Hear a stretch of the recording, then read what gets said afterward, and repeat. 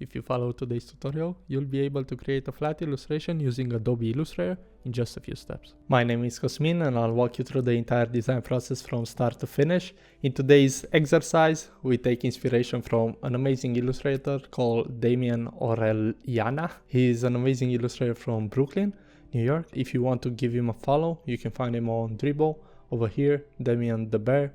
And he has a really amazing illustration style, very playful.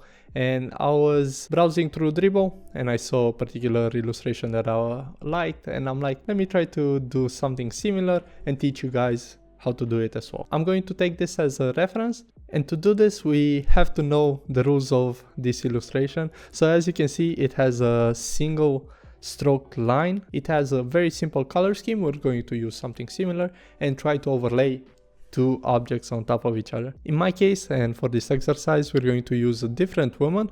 So we'll look for a portrait and we're going to overlay on top an image of an object. And that object for me is going to be a new iPhone. So I'm going to use an iPhone, a very simple one, and try to overlay it on top and have a different color where they meet. The image that I'm going to use for this exercise is this one. I really love the tones in it, and it's done by Dave Arma. Now I'm not going to use this in any commercial use, but I am going to use it as a reference. Let's open up Illustrator, hit new file, and then in this tab I'm going to go into the art and illustration tab. Let's see which one I should pick. Let's pick a bigger one. Let's name it Damian exercise and hit create. And now we're inside Illustrator. I'm going to actually close down this window and I'm going to place the images over here. To get this into Illustrator, I usually use a screenshotting tool called CleanShot X. I go into the image and then I can take a screenshot of whatever I want to bring in, copy, go back into Illustrator and paste it in using Command V or Control V. Let's place it over here. Take this image, right click and copy image. So these are the two elements that we're going to use, and we're also going to probably need something for the iPhone. So let me search real quick for iPhone 14 Pro back, and I think the first one is good to go. Right click, copy image, bring it back in Illustrator and make it smaller. So basically what I'm going to do is I'm going to have this image. Let's lower its opacity to maybe something like 30%, and then I'm going to have this image on top. And let's lower this to 30% as well, make it a bit bigger, and try to figure out the scale of this illustration. If I look in the inspiration, I can see that it kind of cuts off the element from the chin over here and it cuts off the left eye. So I'm going to use that as a reference. Now we'll have to draw on top of this. So let's click and drag to select both of them, hit Command G to make a group. And from the layers panels, let's actually lock these layers up. So this is the one that's being selected, lock it up, and now I can't move it. So now we can switch to the pen tool and actually start drawing some of the shapes. We'll start with defining the shapes for the portrait, and then we'll do the shapes for the iPhone. One thing that I noticed now that I look at the reference is that the neck is a bit on this side. So I'm going to try to turn this one a bit around. So double click to get into the group, and I'm going to turn it a bit inside. So go back, double click, and then select both of them and lock it up again. We're going to take the pen tool first. So it's right over here on the left hand side. Click once on the color, the fill color, and make sure that it's empty, and click once on this color, double click,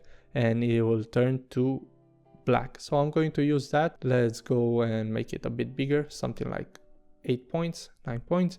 And now we're going to zoom in and start working the face from the left hand side. Click once and then clicking and dragging, trying to follow this layout, trying to make it as clean as possible. And I'm going to go all the way over here, and this would be the first one. I'm hitting V just to deselect it to be able to create a new shape once again. Then let's do the nose. So this is the part where I'm guessing you can have as much fun as you want with these shapes, because it doesn't really matter how they look, because you'll be able to actually adjust them once you start doing more details. So let's do the neck now. I'm going to do it a bit on an incline, and now click and drag to create this curve and hit this one. For the eyes, I can see the reference that he's using some different stroke lines and having this. Let's do something a bit different and select the ellipse tool from over here and click and drag to create an eye. Holding down the Option key or the Alt key, you can make a duplicate. I'm going to do just that and create this duplicate. I can see that usually the hair is masking the actual ear. So in this case, I'm going to take the pen tool and try to create the first shape from the hair. So I'm going to do some like this and click outside. It would be nice maybe to go on top of it a bit. So let's hit Command Z and continue from where we were left off. And I'm going to actually create a shape that's covering a bit more of the neck and covering that intersection of shapes. So let's click here, and now you see how he does like a small little shape over here. I'm going to try to do the same thing. Click and drag. Let's actually go from over here to make it a bit larger. Now to close down this shape, I'm going to click once, and now I can do other shapes as well. So let's do some like this, and then going on top over here. Let me select it again. Now we have this shape, but now that it is going on top, I can't really see it. So I'm going to click and select it all. Actually make it a bit smaller, something like 6 points, and actually turn it to black as we originally wanted to. And now I'm going to continue with this shape and actually close down this one. Hit click. This is a bit too high up than what I would usually want to see, so let me drag it a bit and make it like that. Yeah, this is way better. And continue doing these wavy shapes, and I'm going to actually do something very similar to what I have over here. So right now it doesn't look that good, so I'm going to click again and drag to make it a bit smaller, and this way the shape actually looks way better. Let's click once and zoom in. With the direct selection tool, which is A, you can take it and drag it over here. Now let's select all of these and actually go to the stroke panel and make sure that they're rounded off, because like especially over here when they're not rounded off, when they just look straight, it doesn't look that pleasant.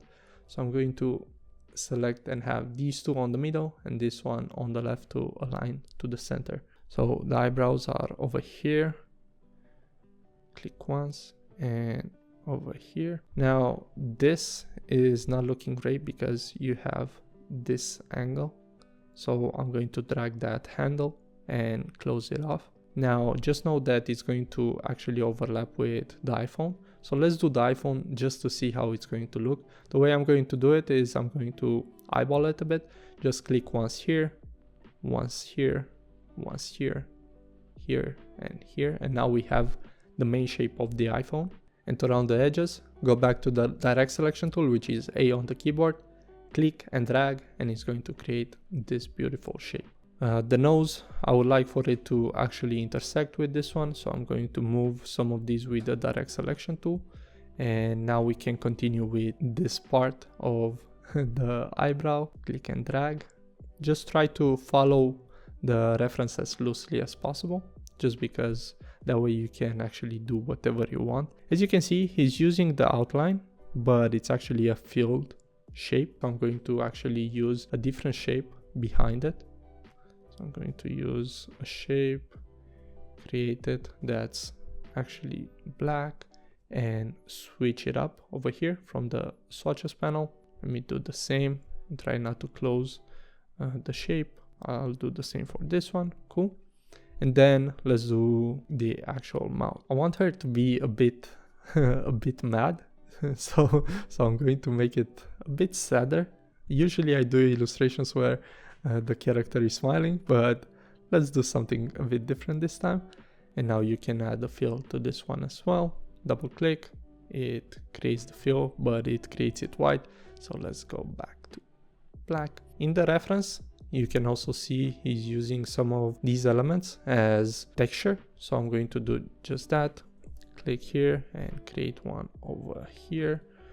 Now for the face, I'm going to do a couple. He has these diagonal lines. I'm going to do that. Select it, hit Option or Alt and hit Shift to create a duplicate. Let's hit Command D to create another duplicate again, and use these two on the right hand side over here. And maybe for the nose, the way he does it is a bit more at an angle, but like smaller ones. So let's try to do that. Okay, and this one with the direct selection tool, actually click, make it a bit smaller. Now, as I look at this illustration, I can see that the actual stroke is too big compared to what he's using. So I'm going to make it a bit smaller. Let me see if it lets me do it. No, because I have these shapes selected as well. I was using Shift to make them smaller. Okay, so this is looking better. Now, I don't really like this shape, how it looks. So I'm going to make some adjustments. I like that it goes through the 3 elements, so let's move this a bit lower too, just to make sure that it moves through those elements. Whenever you have an element like this that doesn't really look that good, what you can do is hit the pen tool and remove it, and that's going to actually make it a bit easier to work with. Okay, let's do this element with the cameras now. So I'm going to use the same thing, a rectangle, create a rectangle. Now switch to the direct selection tool, make it a bit rounder, and I'll also need to move it a bit on the side. Then using the ellipse tool, I'm going to create those elements. So let's see what's happening here. I need to deselect it and then hit the ellipse tool. Hold down Shift and Option to make sure that the circle is perfectly round. This looks like a good shape. I'll move another one here by holding down Alt. I'll move another one here by moving on Alt and make this one a bit bigger. And then we need to create one for the flash and actually hold down Shift to make it smaller. We didn't forget about the ear, so let's do the ear. With the ellipse tool, you can pretty much just create an ear and switch to V and then move it a bit around just to make sure that it's looking right. If you want to do a bit more changes, I can take the direct selection tool, make it smaller, and now this looks more like hand-drawn compared to a simple ellipse. Some of the last things that we need to do is create some of these elements inside the hair. So I'm going to do that with the pen tool. Let's create one over here, then create one that goes over here. Let's create one at the ear, something that is continuing that line. I'll do a small one over here and also a small one over here just to show that line of the hair. Now you can see over here that these shapes are overlapping. So what I recommend doing is selecting these ones, hitting Shift M, and now you have the shape builder tool, and try to hold down Option or Alt and remove the ones that you don't need. Let's create a random shape. This is pretty much it. What's missing from this one to get started with the colors is actually having some shadows. So as you can see over here, you have this shadow. It's like the light is coming from this direction. So you need some shadows for the neck. I'm going to do the same thing, create one over here. Okay, and that's going to delimitate everything. Because I want this to be filled, let's continue it. Click, and let's make it over here. Opa, I forgot that this is a curved shape, so I need to follow that contour, and now also add a fill to it. It's always selecting the white one, I don't know why, but it is what it is. So I don't really like that this is covering, so I'm going to add a point over here. Just click once you select the pen tool and drag it with the direct selection tool, and now it should be fine. Now we have this image. We actually started with these two references of the portrait and the iPhone. So we have these two images. Let's see how they look without the image in the background. Go to the layers panel and you can see the one with the references, deselected, and you can see the illustration now. As I look at the result, I want to do something a bit different than what he did. With the second element, I also wanted to have a shadow. So the way I'm going to do it is Command C to copy it, Command F to paste in front. So now I have two elements. And then with this one, I'm going to hold down the Option key and make a copy and try to have it kind of like a shadow. So I'm going to do that. And with both of these selected now, holding down Shift, I'm going to go to the Shape Builder tool and Shift them and actually hold down Alt to remove things and click and drag and remove those two. So now what you're left of is this cutoff, which is actually going to be the shadow. So I'm going to hit Y on the keyboard, which is the eyedropper tool, and it's going to sample this color. Now I'm pretty happy with the result. What I'm going to do is actually convert all of these lines to one shape. Select everything, go to Object, Expand, make sure that you have both fill and stroke, hit OK, and now you have this element, which is made out of a lot of elements. And from the Pathfinder tool, you can actually go to Window, Pathfinder, and then you'll have this small window where you can actually merge everything. So now you have everything merged and you can see some of the elements that weren't merged. What I'm going to do is actually double click, go inside it with the direct selection tool and hit delete to remove those anchors that don't look that good. But now all of these have some shapes in between. So if I take the eyedropper tool and I sample a color, it's going to fill it up for every single one. So to get rid of that, usually there's a setting that you can do, but I don't remember it. So the way I'm going to do it is go inside the group, double click, then use the magic wand and select the color. So as you can see, you only have the fill. Select V, and now holding down Shift and making a selection will select everything that's empty, and then hit delete. And now I have only this shape, which I can sample and create any color that I want and apply any color that I want to it. Let's have kind of like a green hue. I'm going to make it green, move it a bit more in the center, and we can get rid of this. And now we have to create a background image. Background image is going to be this one. It's just a simple shape. Right click, arrange, send to back, and let's make it a light color. So I'm going to go over here, make it a bit lighter, and now it's up to us to create a particular color scheme. The color scheme for the illustration is going to be, the iPhone is going to be red, the face is going to be green, and everything in between will be something like yellow. So let's go ahead and get started. So I want to create a shape that's behind this iPhone. Now there should be an easier way, but I like to do it the hard way and actually draw something on top of it. So I'm going to draw a shape that's covering all of those elements. Let's drag it here, here, here, here, and have it like that.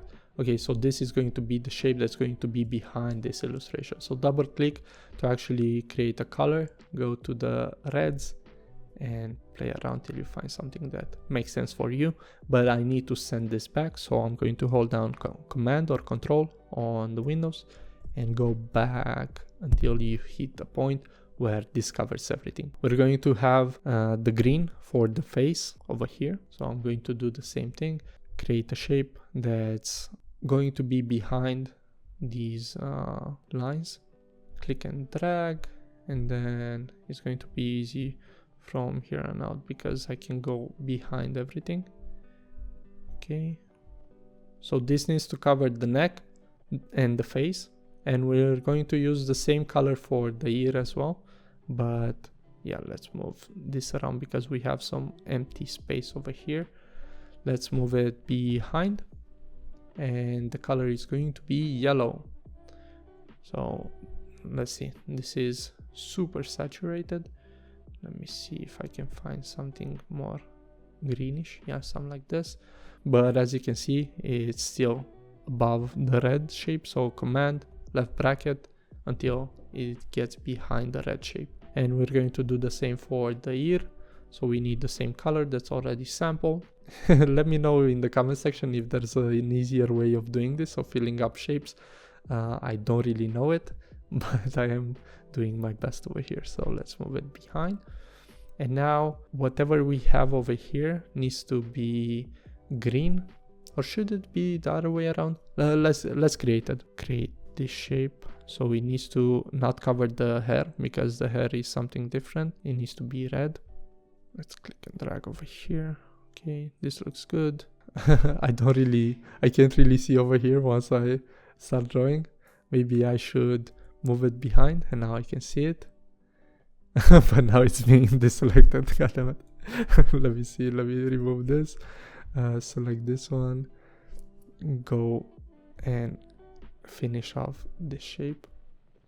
So right now I'm just trying to figure out how this one is going. Okay, so we have this one, which will actually, let's leave this yellow and let's change this to green. So I'm thinking about a deep green, something like this, something that's more contrasting. For the hair, I'm not sure if it should be a different color. It's probably good the way it is. Maybe add some effects over here for the lenses, the camera lenses. So let's go over here and create shapes that are white. Oh, let's select it, hold down Option to make a copy. I'll place it here. Same with this one and same with this one, but we need to make it a bit smaller. And select all of them by holding down Shift, hit Command, left bracket to send it back. So now we have the base of the illustration, and as you can see, the way he does it, he also adds some gradients to the illustration. Now it does make sense because this is a window, but let's see if we can do something similar. So we're going to create a bunch of rectangles. So let's do it like this and create it white. Let's do this one, maybe this one bigger, this one a bit smaller, this one a bit bigger. And we're going to use all of these to actually create the gradients. This will make sense in a second, or it won't make sense. Okay, so let's select all of them. Okay, Command G to group them, get them an angle, and we're only going to use it for the iPhone shape. So this is the iPhone shape. And if we go to transparency, we can take a look of how this would look like. So let's hit 20. And you can see that some of these shapes are too close to each other. Let's create one over here. You don't want everything to be a gradient, you know? And now we're going to use these to actually create some gradients. The way I'm going to do it is select the red shape and then select the group, and with the shape builder tool actually remove anything that's outside. And we also need to get rid of all of these that are overlapping with the face. So I need to make a copy, select it, Command C, Command F. Now you have two shapes. Select now this, Shift M, hold down Alt, and you got rid of all of these. You're going to have a couple of additional ones, but it is what it is. So with this one, now we have the shape that's normal, 20%. With it selected now, you can go to the gradient tool and you have the gradient applied, and go to the transparency tab. And from over here, let's make it 100%. Apply the gradient, transparency, go to screen, and it's going to cut off everything that's dark. And hit G on the keyboard, and that's the gradient tool. And you can actually drag it to create some effects. So you have this effect. We need to send it behind the line work, and we did just that, and maybe hit 30%. And now you have a small effect over here. Hopefully you enjoyed this tutorial. If you did, don't forget to like it and subscribe for more.